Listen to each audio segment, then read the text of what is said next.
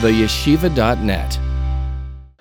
Good evening, everybody. I want to welcome all of you to this special evening in tribute to, as we just heard from Reb Mendel, a jewel of Chicago, Eliyahu Moscowitz, Zichroina Livracha. Last Friday, the Rav of Bnei Ruven, Rabbi Baruch Hertz Shlita, phoned me and asked if I could come to this evening to address you. And I felt it to be a privilege to do. And indeed today, I had a lecture in the morning in Brooklyn. And following the lecture, I traveled to LaGuardia Airport to take a 3 p.m. flight from LaGuardia, from New York to Chicago, which gave me more than enough time to stretch, to relax, and to attend this important, momentous, special evening of Achdus and Chizuk here in Chicago with you at 8 p.m. But as I arrived to the airport, I learned that LaGuardia Airport was behaving according to its nature, with one delay after another delay after another delay. The heavy rains in New York, I assume, were somewhat responsible or fully responsible, and 3 became 4, and 4 became 5, and 5 became 6, nu nish gefährlich. But then 6 became 7, and even 7 I thought nu. But then when 7 became 7:30, and 7:30 became 8 o'clock, I realized I may fly to Chicago, but I would arrive on time for Tikkun Chatzois. And despite our close relationship, I don't know how long you could sit and remain in the shul for the LaGuardia Airport to get its United Airlines flight out of LaGuardia to Chicago.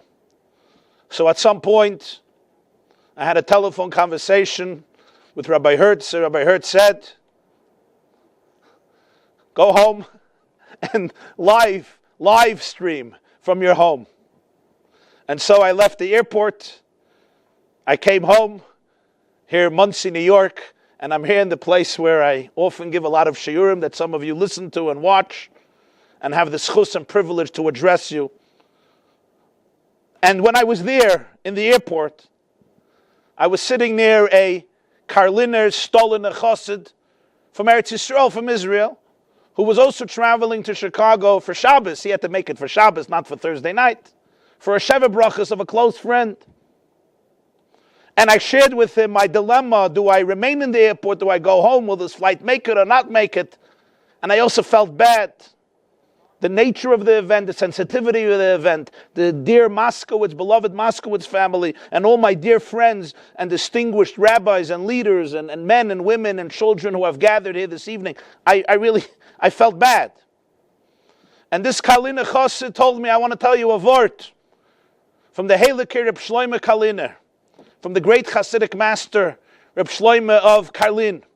And he once said, on the pasuk, on the verse in Kriya Shema, which we say twice or 3 times a day, V'haftas Hashem Elokecha b'chol levavcha. You should love Hashem with all your heart. Rashi cites one of the interpretations from the Sifri. What does it mean with all your heart? Shelo yehei libcha choluk al hamokoim, says Rashi, quoting our sages in the Sifri. Your heart, it's hard to translate. Your heart should not be in a machloikis with Hashem. Your heart shouldn't be differentiated, fragmented, divided from God. Somehow frustrated, annoyed, infuriated with God, where your heart and God simply don't get along. Somehow your heart has to learn to make peace with the Rebbeinu Shalom. It's a deep interpretation. But Reb Shlomo Kalina gave a Hasidic homiletical interpretation. Hamakai means Hashem.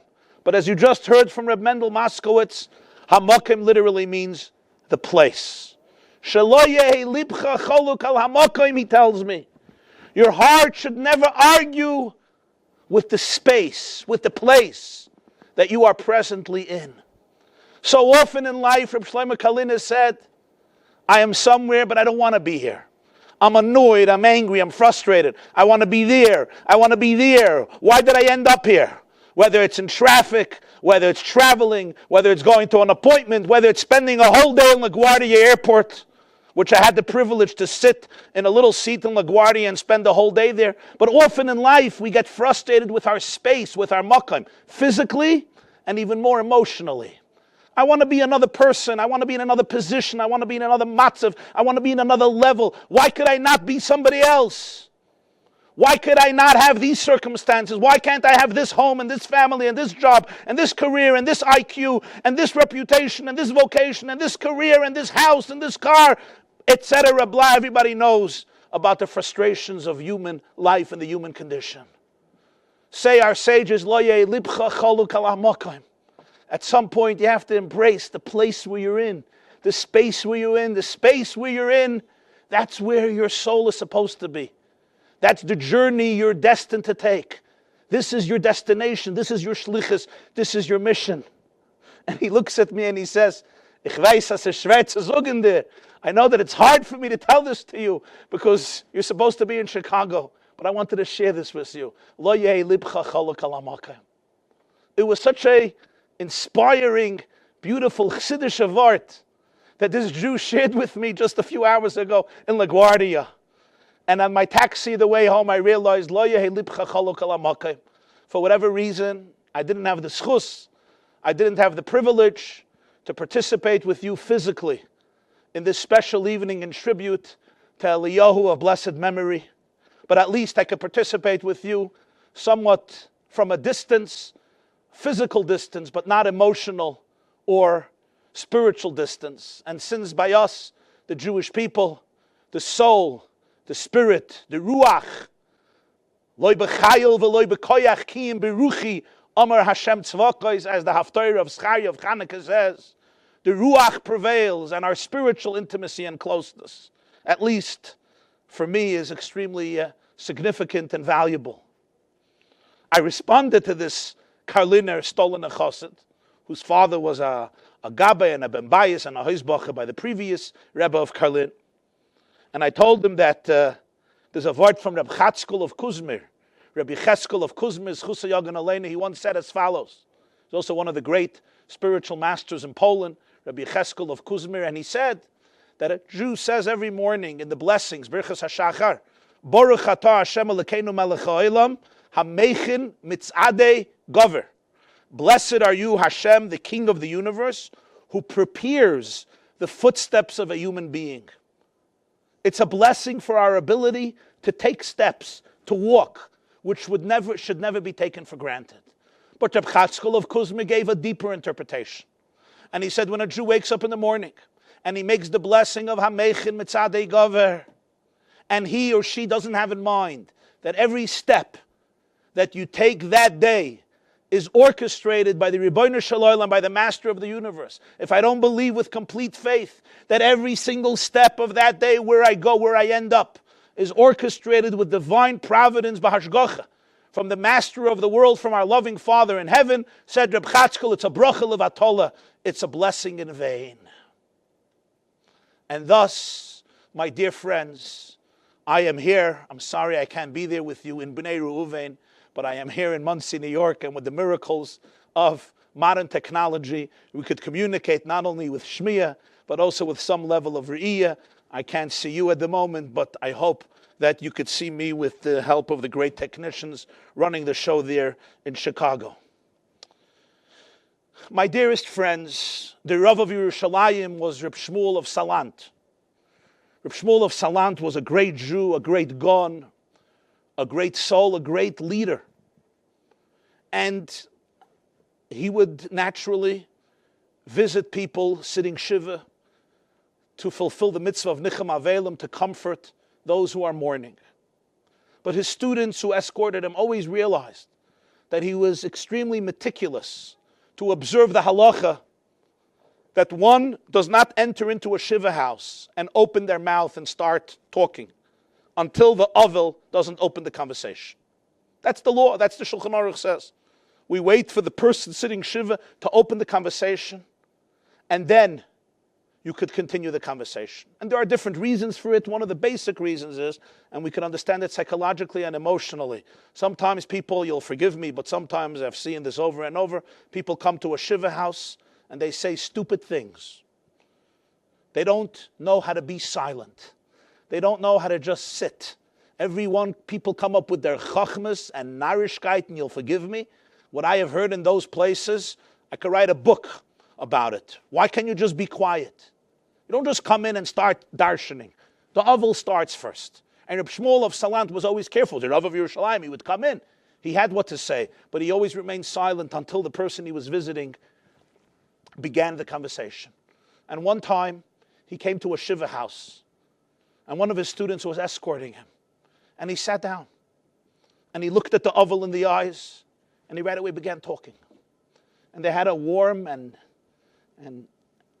deep and emotionally stirring conversation, whatever time it was. And he said, Hamakim Yenachim, and he comforted the person sitting Shiva, or the persons sitting Shiva, and he left the home. And on the way out, his student said, Rebbe, may I ask a question? You're always so careful not to start the conversation before the Avel, but I saw today you came in, and you just started to talk. You sat down and you started to talk. And Shmuel of Salan told his student, he said this. He says, did you look at the Avel when you sat down? Did you notice what happened? He said, no, I didn't see anything happen. He said, did you hear the sigh? Hast du gehört the krechts? Did you hear the sigh that the Avel emitted when I sat down? When I sat down, the person sitting Shiva emitted a sigh, a krechts, anocha, we say in Lashon Kodesh. Did you hear it? And the student says, I didn't hear it.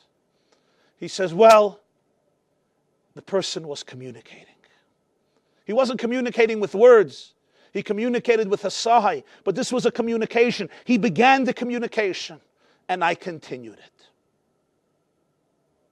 And this Simchas Torah, the great happy day of our calendar, Chicago, emitted a sigh. But not just Chicago, the entire Jewish community. And not just the Jewish community in the United States of America, but Klal Yisrael emitted a sigh when we, Motzai Simchas Torah, heard the tragic news that in the night of Simchas Torah, a young man, a young bacher, a precious jewel, Eliyahu Moscowitz, Zechrono Livracha, was gunned down in cold blood during those precious hours when Jews the world over were dancing to the heavens with the joy of Simchas Torah, when Jews in Chicago were dancing. And a murderer who we hope will be caught very soon and brought to justice for this evil, sadistic, horrific behavior of snuffing out an innocent life. And as the police said, this was the second innocent life he snuffed out, will be caught and brought to justice swiftly. But we all emitted a sigh on this devastating tragedy of a Jew, any Jew, and such a young, bright person full of love, person who radiated so much kindness, empathy, and compassion, person whose smile and warmth was literally contagious. And when he was murdered on the night of Simchas Torah, really tonight, there are few words, but mostly a sigh, an anocha. We all know the verse, the pasuk in Shir Hashirim, in the Song of Songs, Doidi yorad leganoi la'arugas haboisam, lirois baganim velilkoit shoishanim.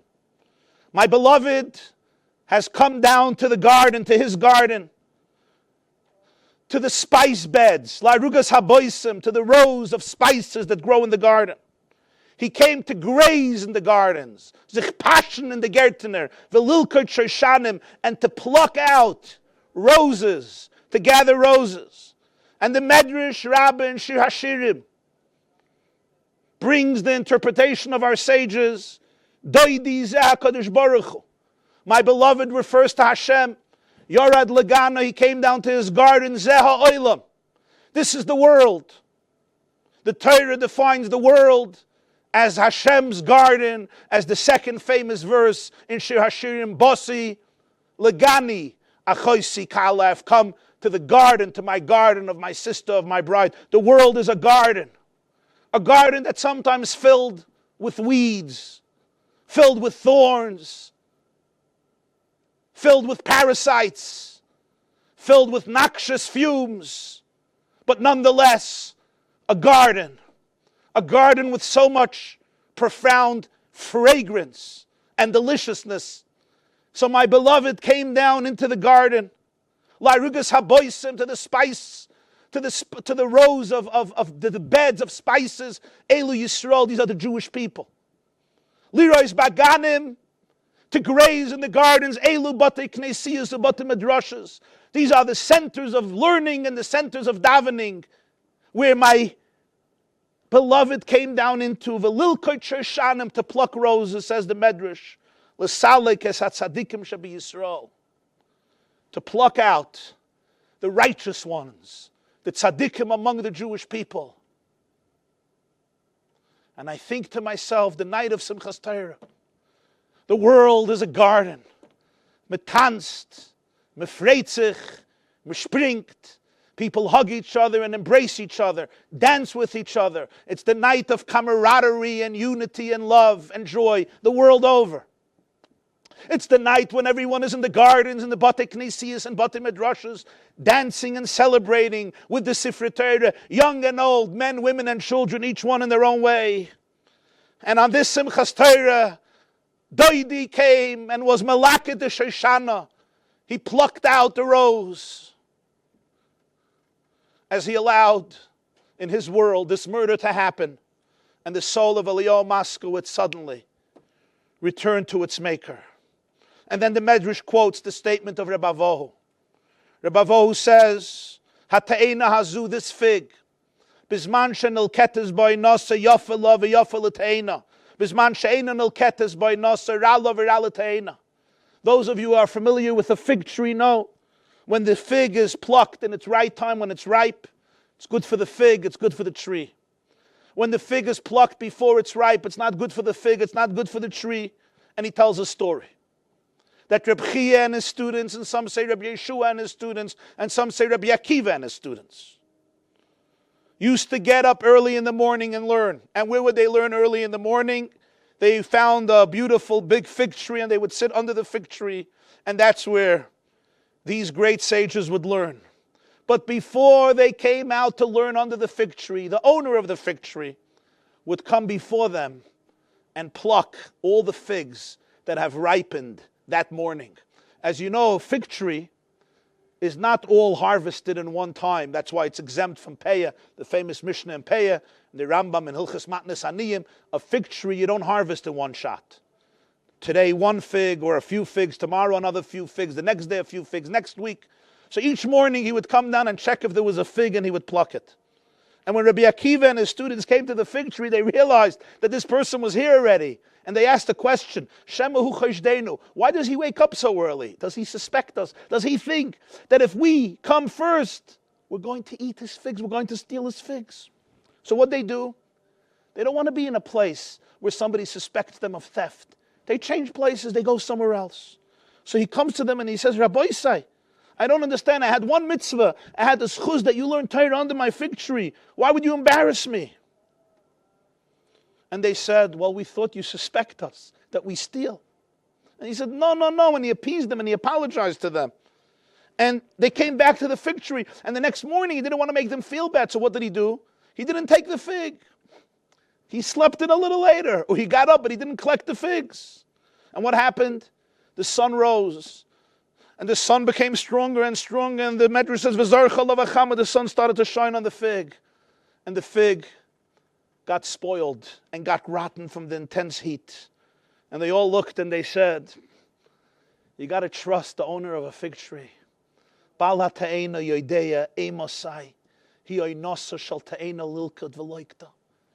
owner of the fig tree knows When is the right time to harvest the fig? He just knows it. You have to trust the owner of the fig tree. And the Medrash says, HaKadosh Baruch Hu yodeya, eimasahi einasam shel tzadikim listalik min ha'olam. God somehow knows the right time for a tzaddik to go away from the world. God knows, but we don't know. We will never know. Ato yodeya razi olam, you know the secrets of the world, said Reb Moshe Leib Sassever. The secrets of Torah, there are also Jews who know. There are the great Chachamim, the great Goinim, the great Mekubolim, the great Tzadikim, the great Talmidei Chachamim, the Goinei Hador, who know Rozei Torah. They know the depths of Torah. But Rozei Olam, the secrets of the world, how the world runs, how the world works, the time allotted to each person. Only you know the secrets of the world. Nobody else knows. And on that night, the beloved one came down to the beautiful garden of Simchas Torah and plucked this rose. A mystery, forever a mystery. We cry, we sigh. Tonight we come together to grieve. Tonight we come together to unite in solidarity and love. And tonight we also come together to remember. To the dear parents, Reb Mendel and Chani, we just heard your words about your son. To the dear and beloved siblings of Eliyahu, to Mashi and Bensha, to Nissen and Mushki, to Yossi and Leah, to Mushka and Levi, to Mordechai, Meir Shimon, Eti, Dvar Leah. To the dear beloved grandparents, Reb Ephraim and Sivya, Bobby and Zaidi Moscowitz, Mrs. Miriam Nemenov,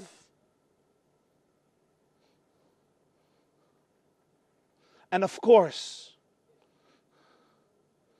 to all of the close friends, all of the relatives, the entire community. Tonight, we say to you, we have no words. But we say, we're here. You are in our minds, you're in our hearts, you're in our prayers. Hamakim yenachim eschem, b'soich shar avei tziyim v'Yerushalayim. As Eliyahu went to join in Olam HaEmes, his brother, Levi, who passed away just a few short years ago. And I, for one, am moved to be here with all of you, remembering and connecting to the neshama of Eliyahu. I want to remember him tonight. I did not have the schus of knowing him personally. But over the last week, I had the privilege of speaking to quite a few people. Uncles, siblings, relatives, friends, teachers, community members who have known Eliyahu, some better than others, and have shared with me such precious insights that I want to share with you this evening. And I want to be honest with you. Did everybody appreciate Eliyahu Moscowitz? You know that the answer is no. Not everybody appreciated him. And the reason not everybody appreciated him, sometimes it takes a special soul to know a special soul. You had to be a very open person to be able to get him. You had to be a type of person whose energy is transparent, whose energy is open, somebody who's not blocked, somebody who's not stuck. I hope you understand what I'm saying. You had to be what I would call a fluid person in order to be able to experience him. The pasuk says, Shlomo Melech says in Koheles and Ecclesiastes, Games ha'olam nasan belibam. The whole world he put into their hearts. Eliyahu was a type of a person who allowed the world to flow through his heart. His heart was open to the vibrations of the cosmos, of the universe, of the planet, and of everything in the planet. Peoples, lahavdil animals, bushes and trees and flowers and roses, and everything in our planet. He allowed it all to flow through his heart. His heart was open. His heart was open to the energy that was flowing. It wasn't fixed. It wasn't rigid. It wasn't locked up. Many of us lock up our hearts and we only allow a few things to enter and to come in. And we lose the experience of life in such a powerful way. We lose the experience of diversity, the experience of people. Eliyahu's heart was open. It was a channel. It was a tzinoy. It was a conduit that allowed all the energy could flow. People's energy could flow through him. He was open to it. He experienced it. He allowed himself to be a conduit for energy wherever he was. This is a deep characteristic. And if you don't get it, you couldn't get him.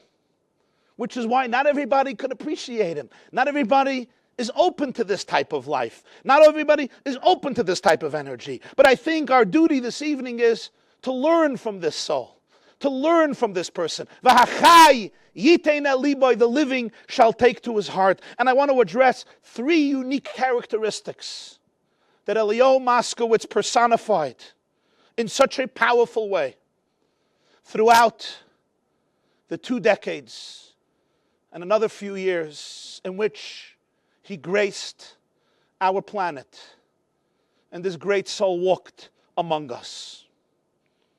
And these 3 characteristics were shared with me by one of his brothers and by many others in different words and different ways. Number 1, his incessant search for truth. This boy would ask and ask and ask. He was not afraid of anything, and he was not afraid of questions.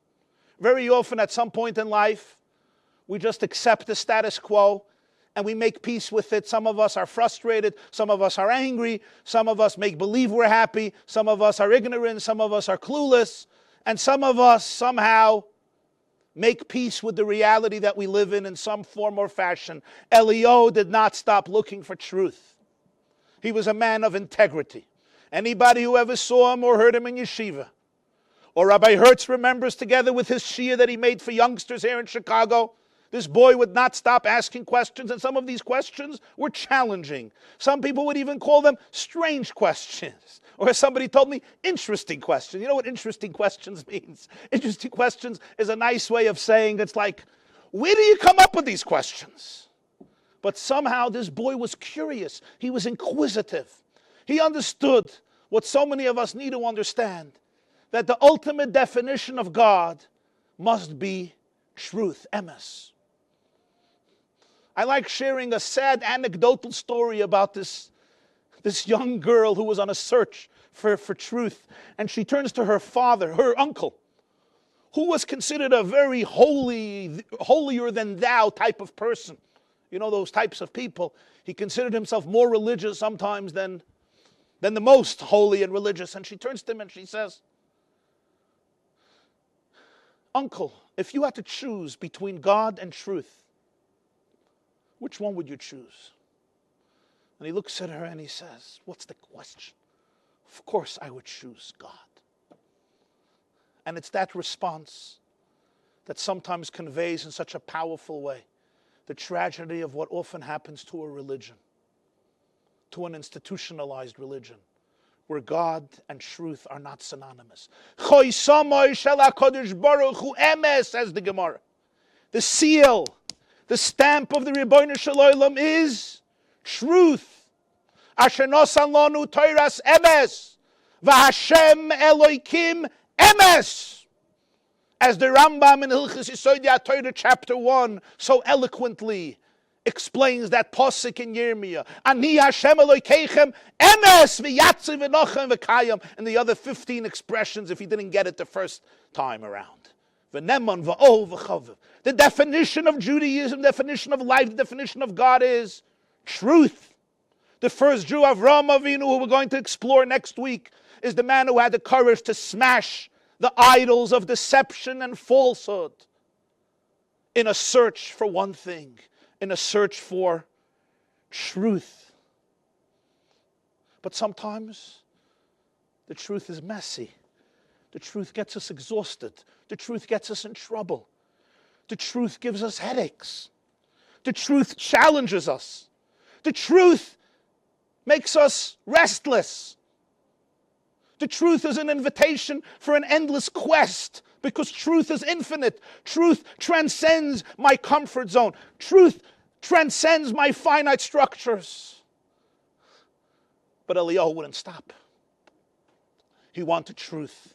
And it seems like that in every fiber of his being, he sends those words of the Gemara in Masechta Yuma, Daf Samach Tes Amud Beis, about Daniel and Yirmiyah, Mitoich sheyadu sha'amitihu lo kizvu boy. They could not lie about the Rebbeinu Shalom and say words that they felt were inaccurate and inauthentic, because they knew that above all, God equals truth, and truth equals Hashem. Lo kizvu boy. Eliyahu couldn't tolerate a lie, not within himself and not within the world around him. He traveled everywhere. I mean, I just hear about the places he was. I'm quite a seasoned traveler, even though sometimes I don't make it there. But where this kid ended up, a 22, 23-year-old kid, 20-year-old kid, he went to places, frightening places, some dangerous places. I would never go there. Fate. He dies in Chicago in Rogers Park. He went to some very dangerous places, this kid. He wasn't afraid of meeting new people. He wasn't afraid of encountering new circumstances. He wasn't afraid of exploring everything, sometimes to a fault, let's admit it.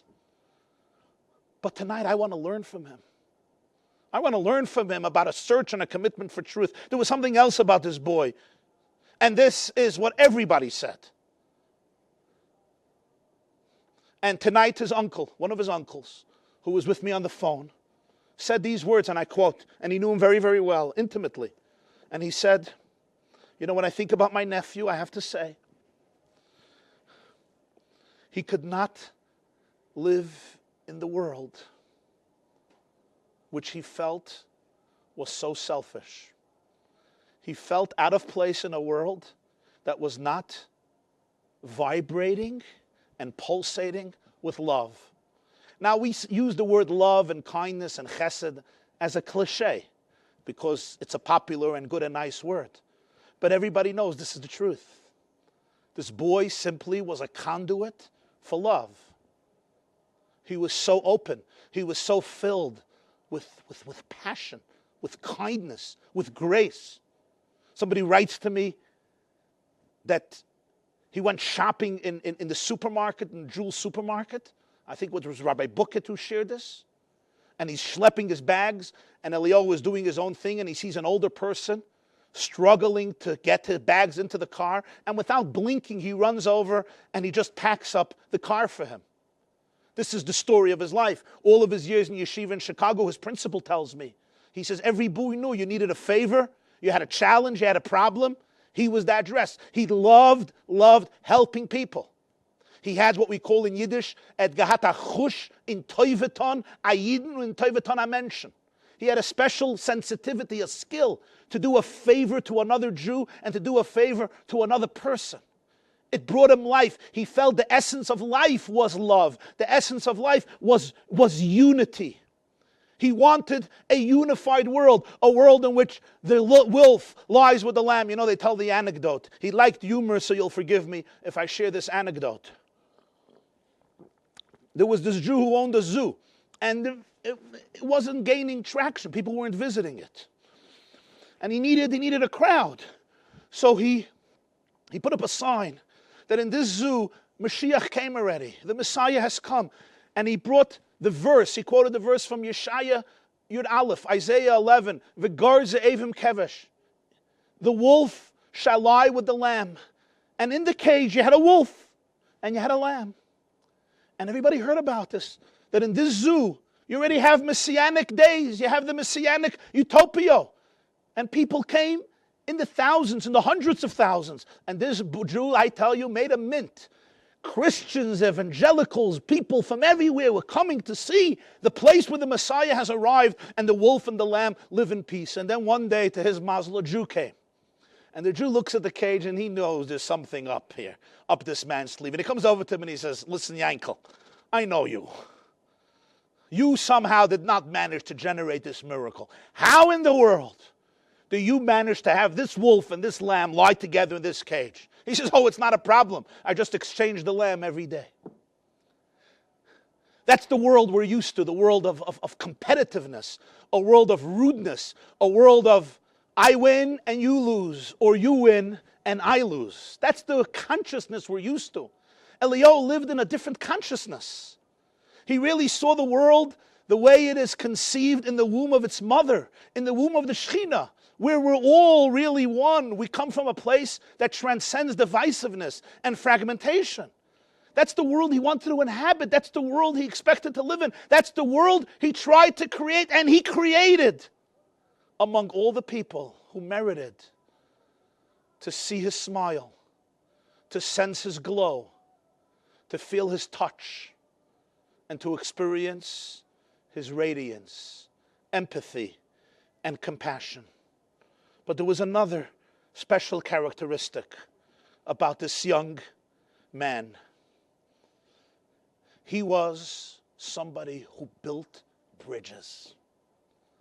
It's hard to find somebody who is so non-judgmental of people like Eliyahu Moscowitz. Hashem Yinkim Damai.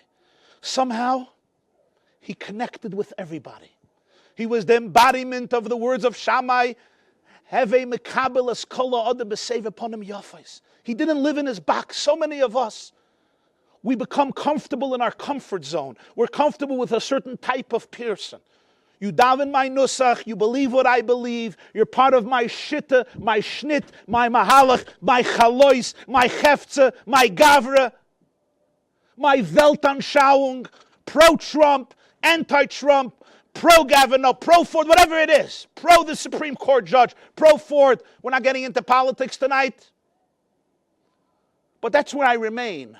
I remain in that zone, and I'm nice, I'm unkind, and I could connect to people who somehow tune in to my song, tune into my mahalach, tune into my way of life, and either you're in or you're out.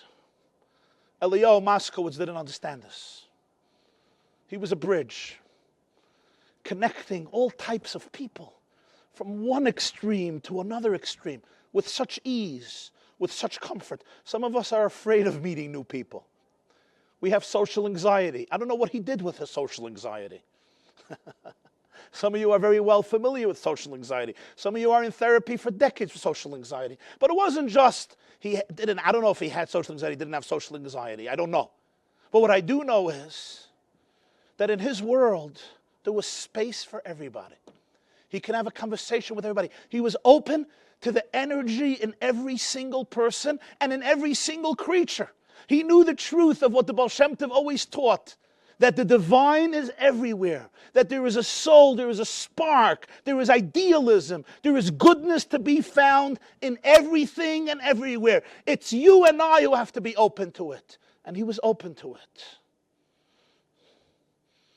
Somehow he was the embodiment of that beautiful interpretation on the Mishnah in Pirkei Avos. The Mishnah says in Pirkei Avos, Amar Rabbi Yaakov, Hamahalach B'derech, somebody who takes a hike. V'shoyna, and he's learning. Umafsik b'mishnasa, and he stops learning. V'oymen, he says, Mano ilon zeh, mano nir zeh. How beautiful is this tree? How beautiful is this landscape? Ma'ila lavakosov kilu mischayev benavshoy. The Torah considers it as though he endangered his life. And all of the commentators struggle with this. A guy takes a hike. Some of you love hiking. Eliyahu loved hiking. He loved nature. You're hiking and you're learning. Maybe you're learning, you have an MP3 in your ears and you're listening to a shiur from the yeshiva.net, or you're learning Daf Yomi, or you're learning Yerushalmi, you're learning a Mishnah, you're learning Halacha, whatever you're learning, Nigla, Nister, Tanakh, you're learning. You're schmoozing with somebody and learning. And then you stop learning and you say, wow, take a look at this world. Take a look at this tree. Take a look at this landscape. Take a look at this forest. You're endangering your life. But why? Who are you praising? You're praising the master of the world. David HaMelech. How many times in Tehillim does he extol the virtues of nature? We say it every morning. Marabu ma'asecha Hashem. Kulam b'chachma sisa. Ma la'aretz kinyanecha. Ma godlu ma'asecha Hashem. There are brachas, there are blessings that the Anshe Knesset HaGedolah instituted when you see certain phenomena of nature. Bittul Torah, you should be learning. And one of the powerful interpretations of this Mishnah is you have to listen to the words. Hamahalach b'derech, you're hiking. You're walking on the road, v'shayna, and you're learning. Umafsik mimishnasai, and you interrupt your learning and you say, how beautiful is this tree? In other words, for you, the beauty of nature represents an interruption of Torah learning. there are two separate universes. There's the world of Torah that belongs in the Beis Medrash, and then there's the world of nature. There is the real world out there. And in order to celebrate the world, I have to stop learning. But the Jew knows that's not the case. Ein oid milvadoi. Se ein Welt. It's a divine world. The tree, the landscape, the bush, the insect, the fish, the mammal, the star, the planet, the amino acid, the protein, the cell, the DNA, are all a continuum of Torah, a reflection of Torah, an embodiment of Torah, a manifestation of Torah. There's no fragmentation. There's oneness. This boy loved the world. He somehow felt connected to the world. A few hours before he was shot dead was Shmini Atzeres. And as we just heard a few moments ago from his father, Reb Mendel soll sein gesund, Reb Mendel Moscowitz Schlitter, I heard it over the phone. He spent Shmini Atzeres with the family and with the community. He danced. The minig by many is to by minig by some is to dance hakafas the night of Shmini Atzeres, and he danced with all of his might. And Shmini Atzeres, he went to visit various friends, relatives, community members in their in their locations, in their sukkahs, those who eat in the sukkahs on Shmini Atzeres, as the Gemara says, v'hilchasa yusuvi yasvinam beruchi loy mevarchinon, sukkah, I think, memches. And in one of those sukkahs, he was speaking to a friend of his, a resident from Chicago. This is the Shmini Atzeres afternoon, just a few hours before this boy was shot dead. And not long ago, he took a trip to Australia and Tunisia and some other interesting locations. And this friend of his turned to him and said, Eliyahu, in one sentence, could you tell me, what did you learn on your trip in Australia and Tunisia? What did you learn there? But one sentence. And Eliyahu responded with these words. He says, I learned there that a pure soul needs to have a pure body. A pure soul needs to have a pure body. And his friend responded, wow, but it's also the other way around. A pure body needs a pure soul. And Eliyahu said, that's true. That is true. A few hours later, this pure soul and this pure body, because that's what he was a pure soul and a pure body, was plucked and returned to heaven after this vicious, ruthless, and barbaric murder in Rogers Park last week. He was a pure soul, but he was also a pure body. And he also understood that the soul and the body are always integrated. The soul and the body must work in unison. There are those of us who invest in our souls and our minds. We neglect our bodies. And those who nurture their bodies, we almost mock them.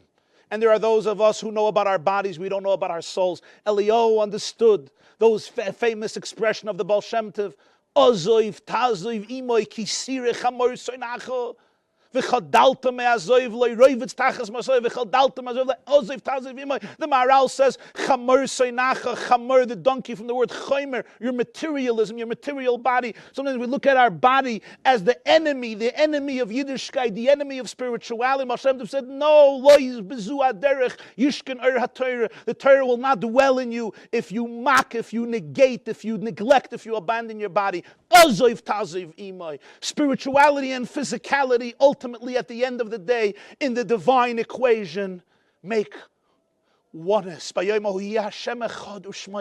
pure soul needs a pure body. And I think what he meant was, I assume, that on these journeys he realized that if you want to appreciate the depth of Yiddishkeit, the divinity of Yiddishkeit, you have to also take care of the body. The body has to be a keli. The body has to be a vessel.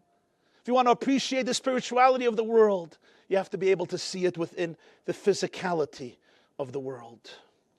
And indeed, if anybody observed that vigil that took place shortly after his death, where hundreds and hundreds of people literally came out of nowhere, nobody knew where they come from.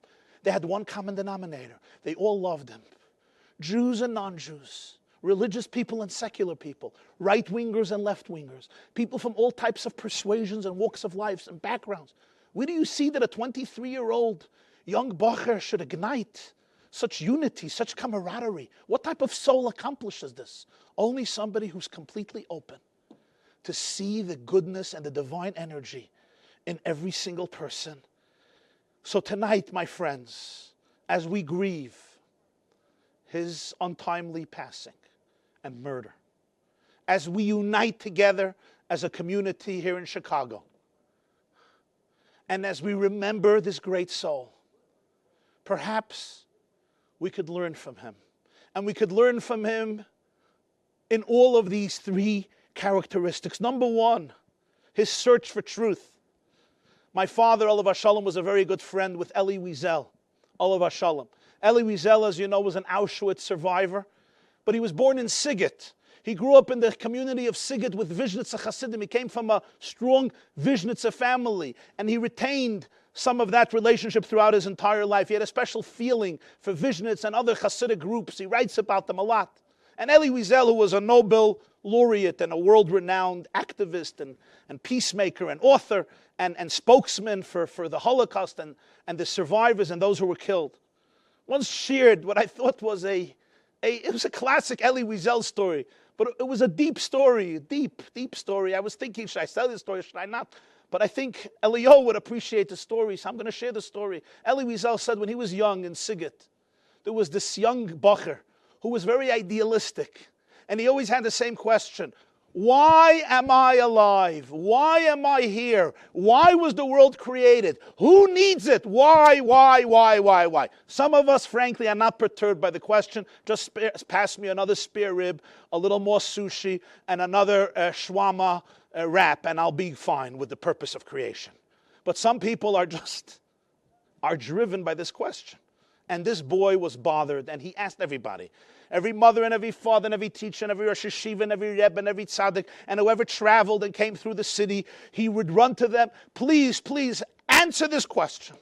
And Eli Wiesel says one time, a great tzaddik visited Sighet, and this boy made an appointment, and he came into him, and he was already a teenager, and he said, Rebbe, all my life, all the years since I'm a child, I've been searching for an answer to this question. They say you're a great sage. You have penetrating wisdom. You have keen insight. Please answer this question. The Rebbe says, what's your question? My son, what's your question? My question is, why? Why am I here? Why was the world created? What's the purpose of all of this? And the Rebbe smacks him in the face. He says, what's this? Why are you smacking me in the face? And he says, why would you want to ruin such a good question with a flawed answer? You see, he said, it's the questions that unite us. It's the answers that so often divide us. Why would you want to ruin such a good question with a flawed answer? And I think what he meant to say was, and what Eliyahu personified was, I don't have to know everything. What did Reb Mendel just say? What did he tell this new fellow, this new Eli in the store? When you don't know, you could smile and tell people, I don't know. It's not just in a store, it's not just in Jewel where you're trying to serve food to customers who are often frustrated, but it's about life. The search for truth is the prerequisite knowledge that I am ignorant in so many areas. That somehow in the biggest questions, I don't know. And it's the answers that so often divide us. It's the questions that keep us human. It's the questions that keep us humble. It's the questions that keep us authentic and real. The Balatanya, the Alter Rebbe, the Balatanya was making a chasana. And he had a batchen. A Chabad chassid, it was a batchen. Not a batchen. The batchen is a joker. He comes to the wedding and, he does poems and nigunim and jokes. And the batchen was a chassid of the Balatanya, but he couldn't speak in front of the Balatanya. So what did he do? He took some lechayim to be able to loosen up nichnas and yotzasoid. And then he started his batchanas. And he turns to the Balatanya and he says, Rebbe, tonight I want to say that there's not such a big difference between you and me. We're more or less the same. And I'll tell you why, Rebbe, he says. And everybody is stunned. Where's this joke going to go? And he tells the Balatanya, I'll tell you why. And I'll say it in Yiddish and then I'll translate. He says, Das was ich weiß, Weist euch. Das, was weist nicht, weiß ich euch nicht. Nur was, da ein paar Sachen, was weist und ich weiß nicht. He says, you and I are more or less the same. Whatever I know, you also know. Whatever you don't know, I also don't know. So what's the difference? There's a few things that you know and that I don't know. Sach hakel, that's the difference. And they say the Alter Rebbe quelled, he smiled, he really appreciated that one. The Beis Yisrael, the Heilige Gerer Rebbe, Schusay Yagan Aleinu, would say over a vart, he said it that he heard it from a Litvischer Rav. I heard it from Reb Oren Reich, from Lakewood, the son-in-law of Reb Shneur Kotler Zatzal. And Reb Oren told me he heard it from a Gerer Chassid, a Talmud of the Beis Yisrael, that he said this over a few times. He said he heard it from a Lithuanian, from a Litvischer Rav. In the Shir Shel Yom of today, Thursday, we say in Tehillim 81, Pei Aleph, Eidus bihoisav samoy, b'tzeishe al eretz Mitzrayim svas lo yadati eshma. What does this mean? Parei appointed Yosef to be the prime minister of Egypt. He said the language I don't know, I hear. What does this mean? Svas lo yadati eshma. So the Beis Yisrael said over from a Litvischer Rav, I don't know the name, and he said as follows: Paroi was used to that whoever he spoke to about anything, they always knew. He had a dream. The Chartumim, the experts, always knew what the dream means. Suddenly, he met a man named Yosef. And he turns to Yosef and he says, Shamati, I heard that you know how to interpret a dream. And Yosef said one word, Bil Odoi. Sorry, not me. Elokim yana shleim paroi. God can help you. I can't interpret your dream. For the first time in his life, the king of Egypt, the superpower of the time, heard somebody say three words. I don't know. Sam gefallen geworden. He liked it. Svas lo yadati eshma. For the first time I heard lo yadati. Ich weiß nicht. It's a new language. Somebody should say, I don't know. Somehow we live in a time where everybody thinks they know. This one knows why tragedies happen. This one knows why people die young. This one knows why people are murdered. This one knows why this one knows why that. This one has an explanation for everything. This one knows everything about everybody. Svas lo yadati eshma. Eliyahu Moscowitz was a person who appreciated the art of mystery, because ignorance is often far more closer to truth than knowledge. If the ignorance is not ignorance for the sake of ignorance. It's ignorance that comes with toil and with sweat and with effort, and not with cynicism, but with a healthy search for truth. Tonight I say to myself and I say to you, let's learn from him. Let's learn the value of truth, the commitment to truth, the search for truth, the ability to be open to truth, the ability to say, maybe I really don't know. Svas lo yadati eshma. To open myself up to the infinite truths of existence. Or as one Rebbe once said, in nicht wissen seine mir alle reich. In ignorance, we are all wealthy. You want to be wealthy? You're already wealthy when it comes to ignorance. I think there's something else tonight we should learn from Eliyahu. And that is simply a commitment to love and kindness. Each one of us in our own way. Let's learn from this boy. Just to be kind to people. Just to say nice things to people. Just to embrace people. Strangers and not strangers. Not to get stuck up. Not to be uptight. Not to become smug and complacent and arrogant. Especially in the name of religion. In the name of holiness. To really be open to people. Just to be there. What does it cost to smile, to embrace, and to tell somebody, you're not alone? Never should we allow, in the Chicago Jewish community or in any community, a child, a boy or a girl, a teenager, a young adult, or at any age, to feel alone. Let's learn to be there for people and simply to be kind, to be gracious. It doesn't mean I have to always agree with you. It doesn't mean we can't have disagreements. It does not mean that there can't be issues in which we part. But it does mean I can always be gracious and simply sweet, nice, loving, The art of simply being nice. You know, when you're nice and kind and warm, it can change lives, and it can certainly enhance lives. But I think there's one more thing that we have to learn tonight from Eliyahu, and that is how to build bridges, how to stop judging, how to be able to look every person in their eyes and just see them for who they are, even if it's not the mold that we're accustomed to and that we expect and that we're just comfortable with. And when I think about Eliyahu, I remember that haunting Talmud Yerushalmi that is so appropriate to say tonight. In Parshas Ki Sisa, the book of Numbers, chapter 32, the Jewish people create a golden calf. And chaos breaks out in the community. There was murder. There was adultery. There was frivolousness. There was an absolute moral breakdown. And Moses was on top of the mountain together with his disciple Yehoshua. Joshua was on the bottom of the mountain waiting for his master. And when Moshe comes down with the luchos, with the tablets, and Yehoshua hears this strange sound in the camp, and he tells Moshe, Koil milchama b'machane, I'm hearing from the camp the sound of war. And Moshe says, Ein koil anois gvura, ve'ein koil anois chalusha, koil anois anoichi shemeya. No, I do not hear the sound of war, not of people triumphing, and not of people who are defeated.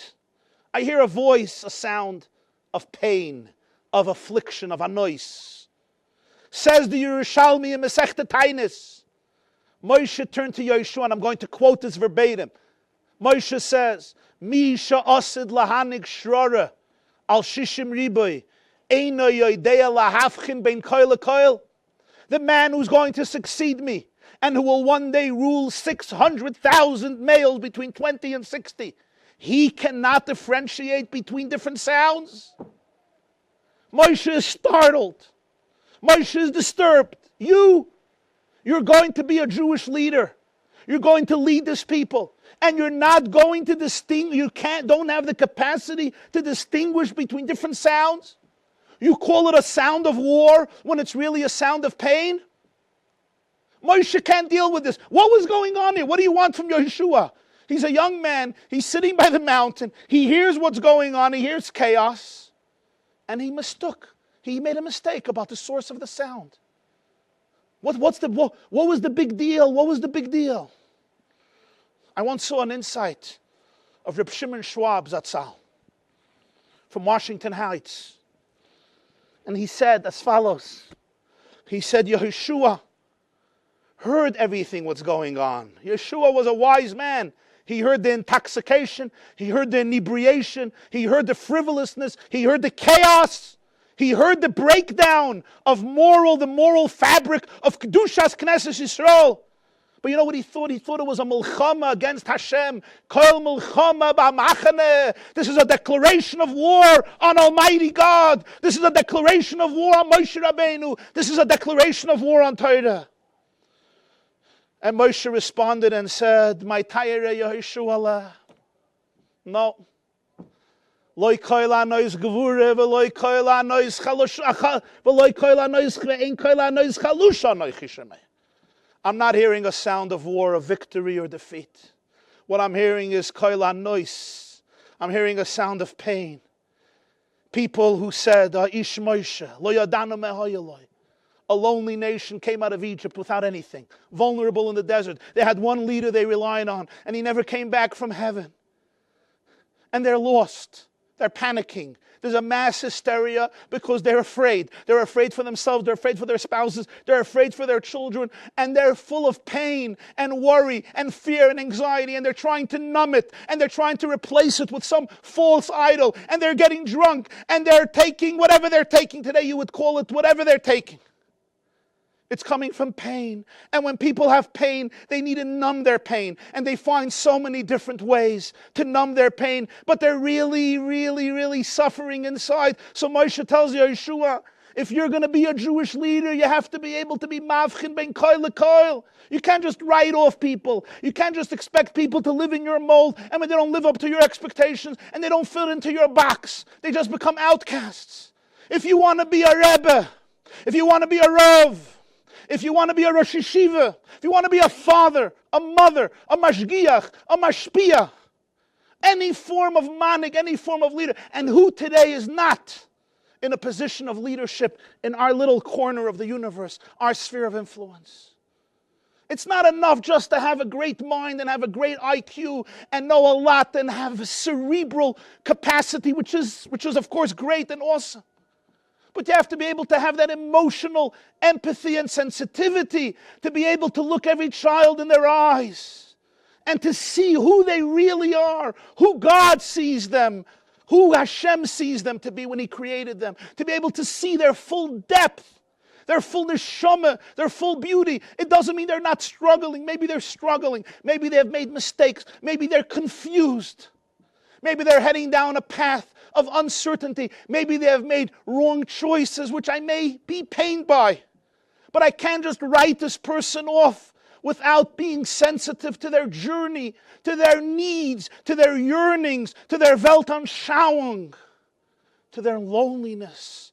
I have to be able to come down into their world. And the first thing is, I have to distinguish between a koil milchama and a koil anois, between a sound of war and a sound of pain. Because only then can I hope that v'shavu vanim ligvulam, each one of these children will return to their boundaries, to their borders.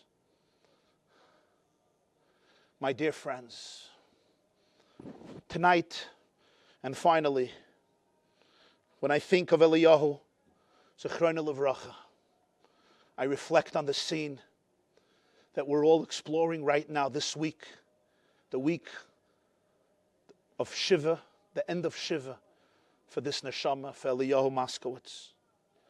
A flood ends, and Noach wants to know if the world is a place to live in. And he sends out the oir of the raven. And the pasuk says the raven goes, halach v'shava, goes back and forth, until the water dried up, until the land dried up. We would expect the story to be over. He sent out the raven, it kept on coming back and forth, until it disappeared. Great. The raven found a nest. The raven found a foothold. But that's not the end of the story. Somehow Noach feels now, I have to send out a dove. Who needs the dove? He sends out a dove, and it gets dramatic. He sends out the dove, and the dove comes back. The dove doesn't have where to rest. And he waits 7 days, and he sends out the dove again. And this time the dove comes back with an olive branch. He plucks out an olive branch. Allah Torah Befiyah comes back. And Noach waits another 7 days and sends out the dove once again from the ark. The dove never returns, and Noach knows the coast is clear. It's time to exit the Teva and come back and civilize once again planet Earth. Why the need for this dove? And this whole drama with the dove after the raven. And 3 times. And one of the deeper explanations in this story, my dear friends, is the raven and the dove represent completely opposite characteristics. The oire of the raven is black. The Be'er Mayim Chaim says, Oirev makes up the word rabbi. There's negativity in him. The Gemara calls the Oirev a cruel animal. We say in Tehillim every day, Livnei Oirev Asher Yikro, the children of the raven who call out to God. Why? Say the commentators, because the raven is the one creature that does not take care of its young. Something that's genetically embedded in every creature. Take care of your offspring. Besides the Oirev. Every animal understands this. You sacrifice yourself for your children. And even if you have to challenge yourself and you have to transform yourself, but for the sake of your children, you do anything. Not the Oirev. If you go to the London Tower, you'll hear the legends. If you ever been to the London Tower, you'll hear the legends, the black legends about the raven. They tell you don't get too close because instead of eating the carrion, he may decide to take your finger instead for lunch. The raven somehow has this dark reputation, this bleak reputation. The yoina, The dove represents love and peace and whiteness. In fact, it's one of the few birds, the Gemara, the Medrash says, that has a monogamous relationship. Shir Hashirim is always comparing the Jewish people to the dove. Pischili achoisi rayosi, yoinosi samosi, einecha yoinim. Your eyes are like the eyes of the dove, because doves, the male and the female, they look at each other for hours. And the Medrash says once they mate, they don't go to anybody else. Once the Jews recognized Hashem, they didn't go to anybody else, despite the scream of the nations, Shuvi, Shuvi, Hashulamis. But we were like Yoinim, loyal, connected. The Oiriv represents Gevura, sternness, strength, discipline, harshness. And the Yoina represents Chesed, love and loyalty and bonding and connection. The flood finishes, and Noach knows it happened because of corruption. It happened because there was no accountability. It happened because there was promiscuity. Ki mala ha'aretz chamas, or chamas. The earth was filled with thievery. The earth was v'hinei nishchasa. It was filled with all types of moral corruption. It was a hopeless world, and it was destroyed. And Noach asks himself the question, what is my calling after the Churban? How do we rebuild civilization? And the natural answer is the Oiriv, the raven, Gvura, harshness, discipline, strength. Don't be compromising. The Oiriv, that's the way. Shchoir is ka'oiriv. As the Gemara says, Achzori is ka'oiriv. Yes, be tough and harsh, uncompromising and unforgiving if you want to save a world from a second flood. Doesn't this happen to many people? They experience a flood in their life, and the way they respond to it is they become tough, harsh, strong, and they don't let anything move them. They don't let anybody get close to them. They don't want to feel pain. They don't want to cry. They don't want to be vulnerable. They protect themselves with layers and layers of bulletproof vests, because I don't want anything to get close to me. I am going to remain rough and tough. I have had disappointments once in my life. I had a flood. But then Noach realized the raven you need to be Hoylech Yotzei V'Shoiv on the peripheral, you always need the Oiriv. One always needs Gevura. We need boundaries. We need moral boundaries. Discipline is not a bad thing. Discipline is a good thing. Discipline is a loving thing. But you don't build the world with an Oiriv. You rebuild the world with a Yoina. The first shliach, the first one to go settle the world has to be a dove. You have to rebuild the world with love, with brightness, with light, with whiteness, with kindness, with an embrace. That's how you build the world. Yes, you need an Oiriv. Every person needs boundaries. Every person needs discipline. Human nature is very vulnerable to all types of forces, and we need that discipline, we need that structure, we need that gevura that the Oiriv represents. But the guiding light, the vision must be of the Yoina. And during his short life, Eliyahu represented that vision in such a powerful way. A true dove, to the point that who were the ones who fed Eliyahu Hanavi? It was the Oirvim. Even the ravens, when it came to Eliyahu Hanavi, somehow they became sweet and they brought him the food. As Chazal say on these psukim, that the raven, the Oiriv, had a different mission for Eliyahu Hanavi. Our Eliyahu also managed to sweeten even ravens. You can hear the downpouring here in New York. I don't know the weather in Chicago, but now you understand. I didn't make up the story about LaGuardia Airport. If you hear this downpour, we're now in a tent outdoors. You can understand what's going on in New York. By Eliyahu, even the ravens were transformed into a moment of sweetness. And so, my friends, brothers and sisters, Tayere Yidden, Chaverim of Eliyahu, relatives of Eliyahu, community members, and the whole Chicago community. Chicago today has become an Ir Ve'em B'Yisrael. It's one of the great centers of Jewish life. One of the great centers of Torah life, filled with Torah, filled with Yireh, filled with Yireh Shamayim, Avos Hashem, Avos HaTorah, Avos Yisrael, filled with Moizdas HaTorah v'HaChesed in the legendary history of Chicago, already for more than a century. And tonight Chicago comes together, and we remember this great soul. Search for truth, be really kind, and let's build bridges. Let's stop judging people. Let's cut people slack. Let's look everyone in their eyes and know that they need a dove, that they need somebody to hold on to them, to believe in them, to embrace them, and to lift them up until that great moment when the world that Eliyahu envisioned will indeed come to fruition. A world of oneness, a world of lo yareyu v'lo yashchisu b'chol har kodeshi. No corruption in my entire mountain. The wolf will indeed lie with the lamb. Ki molo ha'oretz deyes Hashem, kamayim layam echasim. Because the world will be filled with divine awareness, like water covers the sea. Bimheira biyameinu, amen. Chazak, chazak, v'nis chazek. Thank you very much. This class is brought to you by theyeshiva.net. Please help us continue the classes. Make even a small contribution at www.theyeshiva.net/donate.